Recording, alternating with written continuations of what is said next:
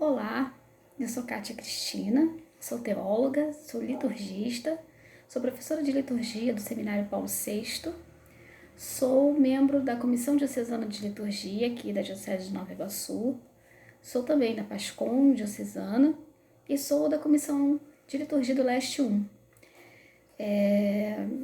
Sou missionária da Congregação de Nossa Senhora Cônigas de Santo Agostinho, missionária leiga, e tenho sempre muito prazer quando eu sou convidada para fazer algum momento com vocês, né? Porque eu tenho muito carinho por essa paróquia, eu sempre falo isso. E eu tô esperando com, assim, muito carinho que termine esse tempo que a gente está vivendo, para que a gente possa se encontrar aí na paróquia, né? Vai ser um momento muito bom de encontro nosso, para matar a saudade, para a gente se reencontrar, a gente celebrar, vai ser muito bom, com certeza. Então, a gente vai fazer uma Lexia Divina com a leitura de hoje.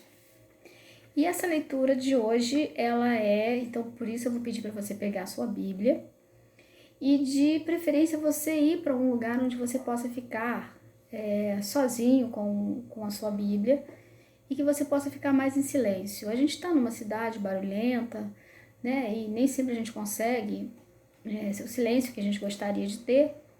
Mas de qualquer forma, se você tem um quintal, se você tem uma área, uma varanda, se você tem o seu quarto, você vai para lá com a sua Bíblia, né? Pede para não ser incomodada, e você fica lá para a gente meditar, para a gente refletir, para a gente rezar esse texto. Então, a primeira coisa que nós vamos fazer é buscar a atenção plena do que a gente vai fazer.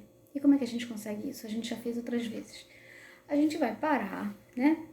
E a gente vai fazer algumas respirações. A gente vai fechar os olhos, porque a gente já tem muito barulho em volta.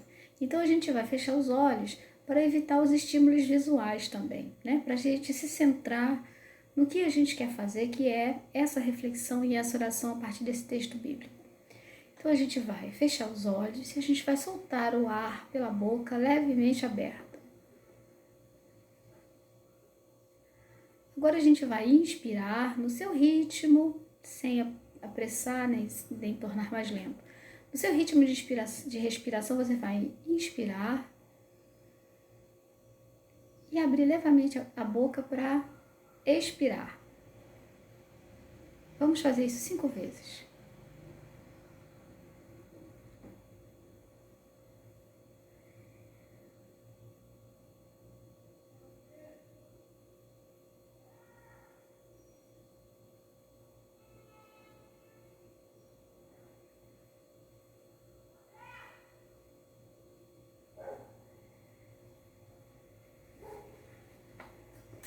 Depois de a gente estar um pouco mais centrada, a gente vai invocar a presença do Espírito Santo, porque sem ele a gente não pode fazer nada, né? É ele que nos inspira para que a gente possa compreender melhor a palavra de Deus. Então a gente vai cantar um refrãozinho que vocês já conhecem. E a gente vai repetir algumas vezes esse refrão, pedindo que ele nos ajude. Vem, ó Santo Espírito, vem, ó Santo Espírito, vem, ó Santo Espírito, vem, ó Santo Espírito, vem, ó Santo Espírito, vem, ó Santo Espírito, vem, ó Santo Espírito, vem, ó Santo Espírito. Que o Espírito Santo nos conduza enquanto nós estivermos fazendo esse trabalho, para que tudo comece, termine em seu nome e se realize por sua presença. Então a gente vai fazer a leitura, que é, como eu falei, Mateus 5, versículo de 43 a 48. Naquele tempo, Jesus disse a seus discípulos: Vocês ouviram o que foi dito. Ame o seu próximo e odeie o seu inimigo. Eu, porém, lhes digo: amem os seus inimigos e rezem por aqueles que perseguem vocês. Assim vocês se tornarão filhos do Pai que está no céu, porque Ele faz o sol nascer sobre os maus e os bons, e a chuva cair sobre justos e injustos. Pois se vocês amam somente aquele que os amam, que recompensa vocês terão? Os cobradores de impostos não fazem a mesma coisa? E se vocês cumprimentam somente seus irmãos, o que é que vocês fazem de extraordinário? Os pagãos não fazem a mesma coisa? Portanto, sejam perfeitos, como é perfeito o Pai de vocês que está no céu.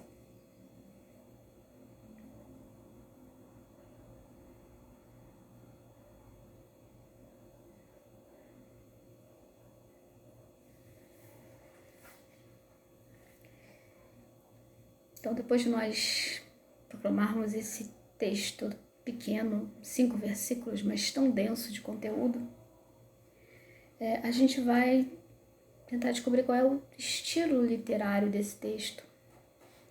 Então, ele é pequenininho, né? Esse que a gente pegou aqui, que é a leitura de hoje, mas ele é um discurso, ele é um ensinamento de Jesus, ele é uma catequese, né?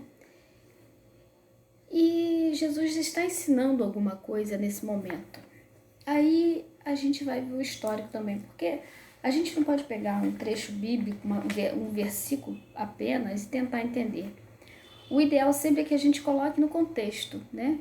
Que a gente veja o contexto onde ele está inserido, para que a gente compreenda melhor a situação. Então, qual é a chave histórica desse texto? Esse texto ele está dentro de uma unidade maior, que é o capítulo 5, né? Que termina aqui no versículo 48. E o início do capítulo 5 todo mundo conhece, que é o Sermão da Montanha. Então, Moisés, né? A gente vai lembrar assim, Moisés, quando estava conduzindo o povo pelo deserto, vocês sabem que o povo foi escravo no Egito e o faraó não deixava o povo sair, e aconteceram várias pragas, até que na última praga, que foi a morte dos primogênitos, o faraó finalmente decidiu libertar o povo. E só que quando o povo estava indo embora, o faraó mudou de ideia e colocou o exército dele atrás do povo. E o povo ficou encurralado num determinado momento dentro do mar, e o exército do faraó. E a gente sabe da história, o mar se abriu e, como diz o texto, o povo passou a pé enxuto, né? Então o povo conseguiu se libertar da escravidão que viveu lá com o faraó do Egito. Então, Deus chamou Moisés para ir ao monte, que ele queria dar umas regras, uma lei para o povo seguir. Várias vezes aparece esse subir ao monte para encontrar a Deus, né? Então, o monte é o lugar da teofania, ou seja, é o lugar onde Deus se revela, o lugar onde Deus se manifesta. E aqui a gente vai ver em Êxodo 20, fazendo uma leitura indo bem atrás, né? Indo lá no Antigo Testamento, que Deus chamou Moisés e Moisés foi lá no Monte Sinai e Deus deu a Moisés a primeira lei. E o povo ficou lá esperando Moisés voltar, né? O povo já estava caminhando há muito tempo, tal, e, né, vivendo no deserto, caminhando até a terra prometida. Só que o povo começou a achar que Moisés estava demorando muito. E começaram a pensar, será que Moisés morreu? Será que aconteceu alguma coisa?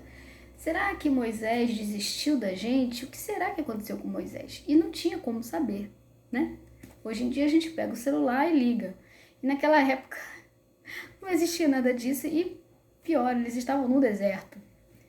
E aí eles resolveram que eles iam escolher um novo líder que os conduzisse até a terra prometida. E o que eles fizeram? Eles resolveram criar um Deus visível, que é o Deus que estava conduzindo, indicando Moisés, conduzindo o povo através de Moisés pelo deserto, era um Deus invisível. E eles resolveram criar um Deus visível. Então pegaram ouro lá, pegaram um monte de coisa e fizeram um bezerro de ouro e foram adorar. Né? E quando eles estavam lá, estavam adorando o bezerro de ouro, Deus avisou Moisés, para Moisés descer, que estava acontecendo alguma coisa lá embaixo. E Moisés desceu. Quando Moisés chegou, Moisés encontrou o povo prestando culto a um bezerro de ouro. E Moisés ficou muito revoltado com o povo. Moisés fez o fogo, botou tudo no fogo, botou bezerro de ouro, os sacrifícios que estavam sendo, as ofertas, né, preparadas para aquele Deus que eles tinham construído, Moisés colocou no fogo também. Moisés colocou até a lei de Deus, quebrou tudo, jogou tudo, queimou tudo, fez tudo pó. Estava muito revoltado. E ficou muito chateado com o povo. Porque, qual era o problema aqui? O povo quis manipular, quis criar um Deus que o próprio povo pudesse manipular. Né? Então, um Deus que fizesse a vontade deles, né? Que fizesse com que eles chegassem logo na Terra Prometida. Então, criaram esse símbolo, esse Deus visível, para que esse Deus os conduzisse. E aí Moisés ficou muito chateado, ficou muito revoltado com isso, mas depois, né, como líder que Moisés foi, um grande líder, ele foi lá conversar com Deus e pedir para Deus perdoar o povo, né, porque o povo às vezes tem a cabeça dura, às vezes faz alguma coisa assim, mas para Deus perdoar aquele povo que estava ali no deserto, já tinha sido escravo, não era uma situação fácil. E aí Deus decidiu que ele ia de novo dar outra lei e continuar, né, reconduzindo o povo pelo deserto. E aí, a primeira lei foi no Êxodo 20, a segunda foi lá no Êxodo 34. Deus refez a aliança com o povo, né, através de Moisés. Moisés subiu outra vez ao monte e recebeu as tábuas da lei. Então, teologicamente, o que a gente vê aqui? A gente vê assim, no Antigo Testamento, Moisés subiu ao monte para receber de Deus as tábuas da lei, a lei que ia reger aquele povo, né? E aqui no capítulo 5 de Mateus, a gente vê que é o próprio Jesus que é o novo Moisés, vamos dizer assim, e que proclama na montanha essa nova lei. E daquela vez era só Deus e Moisés. Dessa vez não, era todo o povo, porque vocês viram, né, que os discípulos estavam lá, as multidões estavam reunidas e Jesus, né, a gente imagina a cena, Jesus viu aquela multidão toda, Jesus se sentou e começou a explicar, né, começou a fazer essa catequese, esse discurso. Então não foi para uma pessoa só, foi para a multidão que estava ali seguindo Jesus. E aí qual é o sentido sentido teológico desse texto que a gente está vendo? Jesus aqui, ele tem uma atitude de ruptura e uma atitude de continuidade com essa lei chamada lei mosaica, né? Essa lei que Moisés recebeu de Deus. Por que ruptura? Porque ele rompe com essa interpretação errada da lei, que colocava a lei acima da vida. Então, algumas vezes, Jesus é questionado porque os discípulos queriam colher algumas coisas lá no dia do sábado porque estavam com fome. E depois Jesus é questionado por que os discípulos não fazem a purificação antes das refeições, como a lei de Moisés manda, né? Então, Jesus rompe com essa interpretação tão literal, tão legalista, né? Assim, a lei pela lei somente. Ao mesmo tempo, ele tem uma atitude de continuidade, porque ele mesmo diz, né, que ele não veio acabar com a lei e nem com os profetas, mas ele veio dar pleno cumprimento a essa lei. E qual é o pleno cumprimento dessa lei que Jesus vem dar? O pleno cumprimento dessa lei é superar exatamente esse legalismo, esse fazer por fazer, cumprir por cumprir. Não é só cumprir, né? Esse cumprir, ele tem um sentido. Então, Jesus vem ensinar que se cumpre a lei para se alcançar a justiça maior, que é o amor de Deus. Então, o objetivo maior de se cumprir a lei é se alcançar o amor de Deus, como vocês viram no próprio texto, quando diz para amar os inimigos, para rezar por quem persegue. Então, essa boa nova que Jesus Cristo vem trazer, ela abre uma perspectiva de um relacionamento humano que vai além das fronteiras que nós conhecemos, né? Porque Jesus disse, vocês ouviram o que foi dito, né? Que era lá odiar os inimigos. Mas eu estou ensinando agora uma coisa diferente para vocês, né? Então, aquela pessoa que eu considero meu inimigo, aquela pessoa que me considera inimiga dela, aquela pessoa, eu posso até considerar inimigo, mas aquela pessoa é amado por Deus, porque aquela pessoa é uma criatura de Deus. Ela pode até ser um problema para mim, mas ela é um ser humano, ela é uma criatura, né? Então ela não pode ser para mim um problema. Ela é tão filha de Deus quanto eu sou. É verdade que às vezes é difícil a gente conviver com algumas pessoas. Porém, o Evangelho de Jesus é o Evangelho da não violência. O tempo todo, Jesus mostra, não só com suas palavras, mas doando a sua própria vida, que nós somos chamados a uma atitude nova, a uma atitude diferente do que foi feito, que tinha sido feito até então, né? Então, quando chegou a plenitude do tempo e que Deus enviou seu filho nascido de uma mulher, ele não veio para dizer, olha, continue fazendo isso. Não. Deus exige de vocês uma atitude nova. Não é simplesmente cumprir por cumprir. É cumprir porque o objetivo é o amor. E aí não é tão fácil, né? Aí não é uma das atitudes mais fáceis da gente ter. Porém, o que eu vou fazer com o meu inimigo? Ele é meu inimigo, o que eu vou fazer com ele? Primeiro que eu não deveria considerá-lo como meu inimigo, porque ele é meu irmão, porque nós somos filhos do mesmo pai, né? Odiar, se vingar. Agora, por ocasião de Corpus Christi, eu vi numa rede social que, não sei em que estado, as pessoas estavam lá preparando aqueles tapetes porque ia passar o carro com o Santíssimo. E veio um carro de alguém e parou ali em cima. Queria provocar também, parou ali em cima do tapete. E as pessoas comentando essa situação, algumas pessoas disseram, tinha que furar os 4 pneus, tinha que tirar ele lá de dentro e dar uma surra. O outro foi mais longe, tinha que dar um tiro. Aí você se pergunta assim, ué, mas é essa a atitude de nós cristãos? Se alguém faz uma coisa comigo, eu faço uma coisa que eu chamo de justiça, mas na verdade que é vingança, eu estou sendo cristão? Isso não significa que você vai deixar a pessoa fazer o que quiser com você, não é isso. Você vai ter uma postura respeitosa, né? Uma postura como cristão, mas você também não vai usar o nome de justiça para uma vingança que você acha que vai dar certo. Por quê? Porque o Evangelho de Jesus é o tempo todo o Evangelho da não violência, da atitude nova. E a gente tem que lembrar que o ódio não liberta, que o ódio faz adoecer, que a mágoa, o ódio, o ressentimento, nada disso liberta. Pelo contrário, isso acaba às vezes causando uma doença psicossomática, que é como quando aquele sentimento está tão forte em você que acaba fazendo mal ao seu corpo. E às vezes você tem até outra doença pior, porque você guardou rancor, guardou mágoa, guardou ódio e não conseguiu se livrar daquilo, não conseguiu se libertar, né? O que, na verdade, liberta é o amor, não é o ódio, não é a vingança.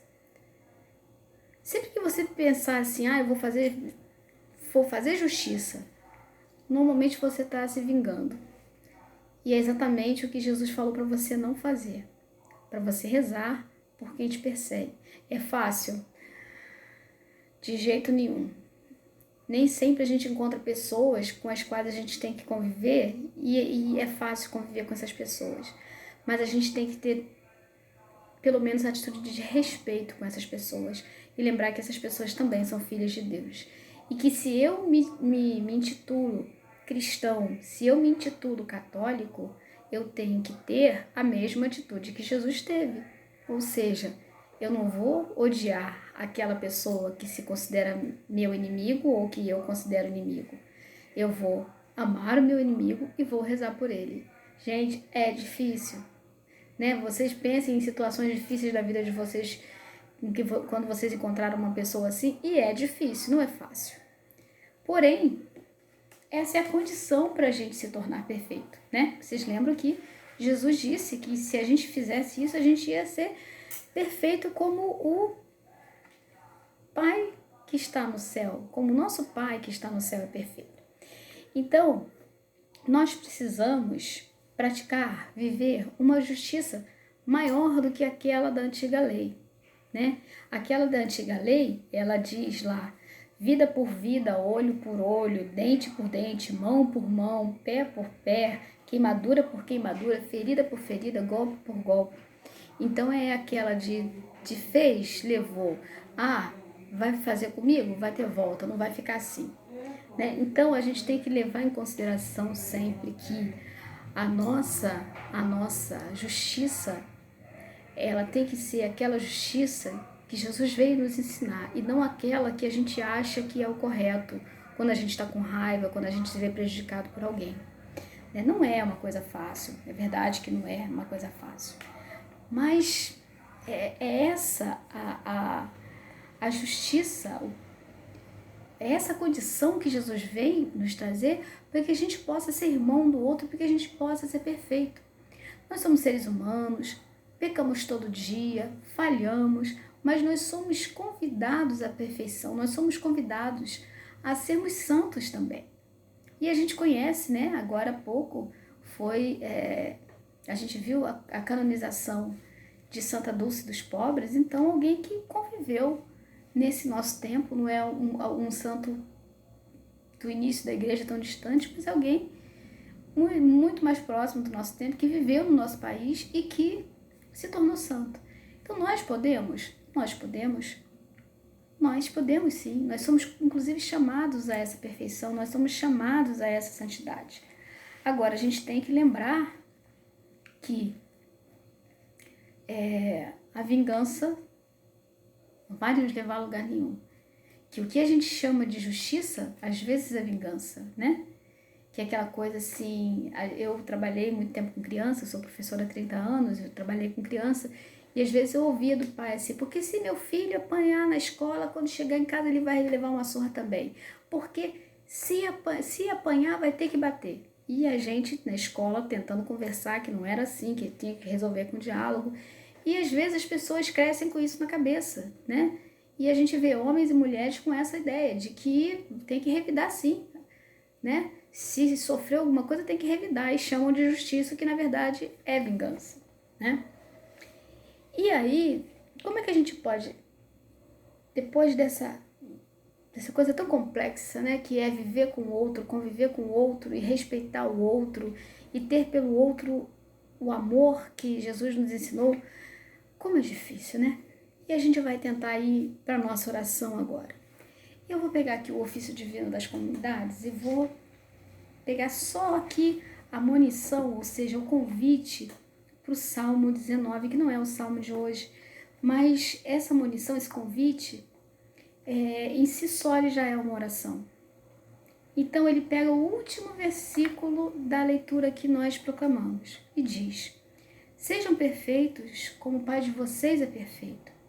Agradeçamos ao Senhor que nos revelou os seus mandamentos e preceitos, especialmente na pessoa de Jesus Cristo, que é caminho, verdade e vida. A palavra de Deus é verdade, sua lei é liberdade. A palavra de Deus é a verdade, sua lei é liberdade. A palavra de Deus é verdade, sua lei é liberdade. Depois vocês podem também pegar o ofício e ver o Salmo 19, né, nessa versão cantada. Então a gente volta, assim, né? A gente volta para a nossa realidade, a gente estava lá refletindo, meditando, e a gente volta, né? A gente volta para a nossa realidade, nosso dia a dia, a pandemia que continua, as dificuldades que estão sempre presentes, as perdas que a gente já teve nas comunidades, nas famílias. Todo mundo conhece alguém que partiu por causa dessa doença. Então a situação não está simples, não está fácil, muitas pessoas não usam máscara, vão para a rua, querem fazer aglomerações, e é um desafio, né? É um grande desafio, porque a gente sabe como que essa doença é uma doença perigosa, né? E que a gente tem que fazer é exatamente evitar se contaminar, né? Porque a gente sabe quantos contaminados já tem e quantas pessoas já morreram no nosso país e no mundo por causa dessa pandemia. Mas contemplando tudo isso, a gente tem agora um elemento novo que é esse texto bíblico, que é essa palavra de Deus, que o próprio Jesus nos falou. Então a gente contempla tudo isso e a gente pergunta o que Jesus faria nessa situação. Ele hoje aqui, a semana começando, e essa dificuldade da pandemia, pessoas com dificuldades financeiras, pessoas precisando de ajuda, pessoas deprimidas, né, porque estão muito tempo dentro de casa, já são 3 meses de quarentena, e às vezes as pessoas começam a se desentender, né? Infelizmente a violência contra a mulher, a violência doméstica contra a mulher aumentou 3 vezes durante esse tempo de pandemia. Então a gente se pergunta assim, qual seria a atitude de Jesus, ou seja, qual deve ser então a minha atitude numa situação como essa, numa situação difícil. Eu prefiro dizer que é uma situação desafiadora, né? Porque o desafio é aquilo que está aqui para ser vencido. E aí eu diria assim, bem, eu acho que a primeira coisa que Jesus ia dizer para nós é para a gente ter fé. Porque ele disse que estaria conosco, para a gente não temer o mundo, porque ele estaria conosco todos os dias até o fim dos tempos. Então, da outra vez que a gente fez uma leitura orante, eu falei para vocês que a gente estava na época da Páscoa, na época da ressurreição, na época da transformação, e que viria um defensor para nós, né? Então, Pentecostes chegou, o Espírito Santo veio, está conosco para nos defender. E aí, é preciso que a gente, além da nossa fé, que a gente procure amar o nosso irmão, por mais difícil que ele seja. Nem sempre é fácil, como eu falei, conviver com algumas pessoas, mas nós precisamos superar o que o mundo diz. Bateu, levou, né? Se fizer, tem volta. A gente tem que superar isso, né? A nossa atitude de paz é capaz de mudar a atitude de outra pessoa. Exatamente porque a pessoa já vem preparada para saber que você vai brigar, que você, né, vai ter um desentendimento, e você permanece na sua atitude de paz, de não violência, né? Então você permanece na sua e reza por aquela pessoa e procura não entrar em conflito. E aquela pessoa vai achar até estranho. Se você é uma pessoa que costumava brigar, você fica quieto na sua, a pessoa vai achar estranho, a pessoa vai começar a pensar por que você está agindo assim, né? Com essa atitude de não violência, com essa atitude de tranquilidade diante da pessoa.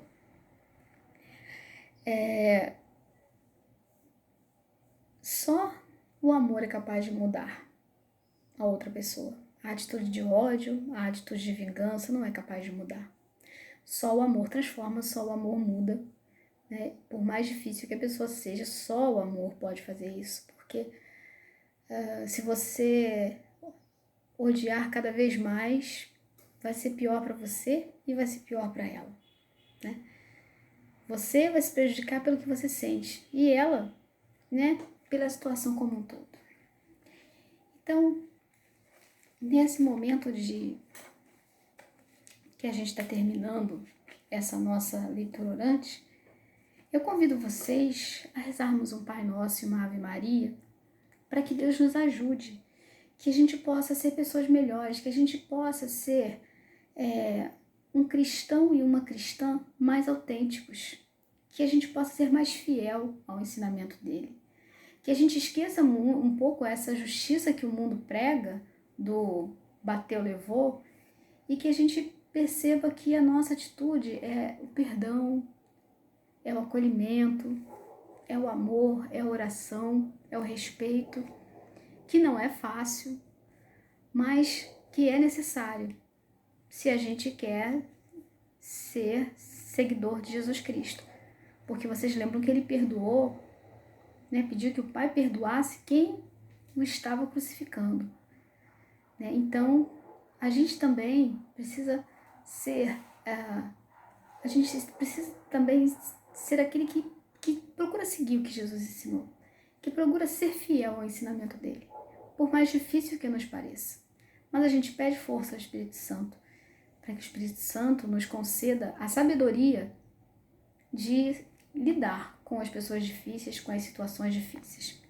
Então eu convido todos vocês a fazermos essa oração que nós chamamos Deus de Pai, né? Porque Ele é nosso Pai. Ele é Pai de todo mundo. Ele é Pai de quem a gente exclui, de quem a gente não gosta, de quem a gente acha difícil. Ele é meu Pai, Ele é seu Pai, Ele é nosso Pai. Ele é o Pai de todo mundo. Então, vamos rezar essa oração que o Senhor Jesus nos ensinou. Pai nosso que estais no céu, santificado seja o vosso nome. Venha a nós o vosso reino, seja feita a vossa vontade, assim na terra como no céu. O pão nosso de cada dia nos dai hoje. Perdoai as nossas ofensas, assim como nós perdoamos a quem nos tem ofendido. Não nos deixeis cair em tentação, mas livrai-nos do mal. Pois vosso é o reino, o poder e a glória para sempre. Amém. E lembrando de Maria, né, que foi aquela que intercedeu pelo povo junto a Jesus lá nas bodas de Caná, e também pedindo a padroeira Santa Luzia que sempre nos ajude a ver o melhor nas pessoas e sempre ver o melhor na situação. Peçamos a Maria também, nossa mãe, que fique conosco. Ave Maria, cheia de graça, o Senhor é convosco. Bendita sois vós entre as mulheres e bendito é o fruto do vosso ventre, Jesus. Santa Maria, Mãe de Deus, rogai por nós, pecadores, agora e na hora de nossa morte. Amém. Louvado seja nosso Senhor Jesus Cristo, para sempre seja louvado.